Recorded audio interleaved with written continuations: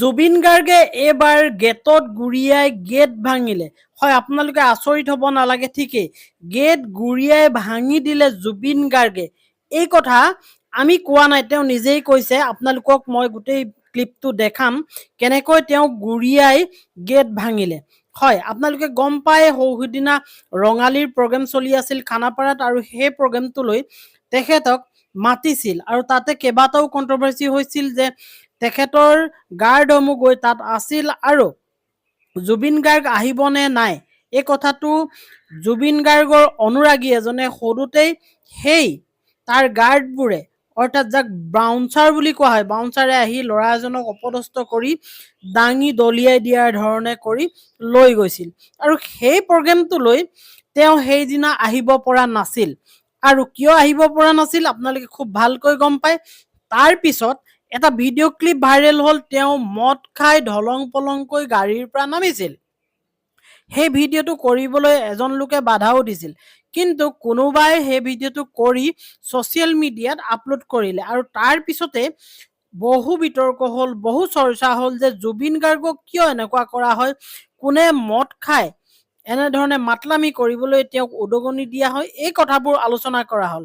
কিন্তু এই সকলো কথা এতিয়া উৰ পেলাই জুবিন গাৰ্গে অকপতে তেওঁ নিজেই হৈ কাঢ়িছে যে মই গুৰিয়াই গেট ভাঙিলো। এতিয়া গুৰিয়াই গেট ক'ত ভাঙিলে এই কথাটো মই আপোনালোকক শুনাম।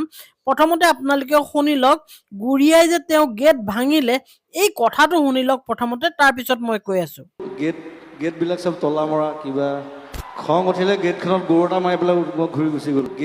গেটবিলাক চব তলা মৰা, কিবা খং উঠিলে গেটখনত গৰু এটা মাৰি পেলাই মই ঘূৰি গুচি গ'লো। খং উঠিলে গেটখনত মই গুৰ এটা মাৰি গুচি গ'লো। আপোনালোকে নিজ মুখেৰে শুনিলে, জুবিন গাৰ্গে স্বীকাৰ কৰিছে গেটখনত গুৰ মৰাৰ কথা। আৰু কিয় গুৰ মাৰিবলগীয়া হ'ল সেই কথাটো মই অকণমান আপোনালোকক খোলাকৈ কৈ দিছোঁ যে ৰঙালীৰ অনুষ্ঠানত আহিব নে নাহে এই কথাটো সোধোতেই বাউন্সাৰে এজন ল'ৰাক ধৰি লৈ গৈছিল, আৰু জুবিন গাৰ্গ চিনেমাৰ কামত ব্যস্ত হৈ আছিল। এই কথাটোকে বাহানা হিচাপে লৈ জুবিন গাৰ্গে আজি প্ৰগ্ৰেম কৰিব নোৱাৰে বুলি ক'লে। আৰু ঠিক তাৰ পিছতেই জুবিন গাৰ্গে আহি গাড়ীৰ পৰা নামিলেহি ধলং পলংকৈ, যিটো ভিডিঅ' আপোনালোকে দেখিলে, মদ খাই তেওঁ স্থিৰ হৈ থাকিব পৰা নাছিলে, ঠিক নামোতে কোনোবাই ভিডিঅ' কৰিলে, ঠিক সেই নামি লৈয়ে গেট এখনত তেওঁ গৈ গুৰিয়াইছিল। আৰু সেইটো সেই ভিডিঅ'টোতো আছে যে গেটত যে গুৰিয়াইছিল। গতিকে তাৰ পিছত তেওঁ এতিয়া এই ৰঙালীৰ অনুষ্ঠানলৈ আহি গীত গাবলৈ লওঁতেই এই কথাখিনি কৈছে যে মই পৰহি আহিব লাগিছিল গীত গাবলৈ, কিন্তু নাহিলোঁ। এইটো কাৰণেই মই আহিছিলোঁ, কিন্তু গেটবোৰ য'ত ত'ত বন্ধ আছিল, আৰু গেটত গুৰিয়াই মই গুচি গ'লোঁ, গান নাগালোঁ।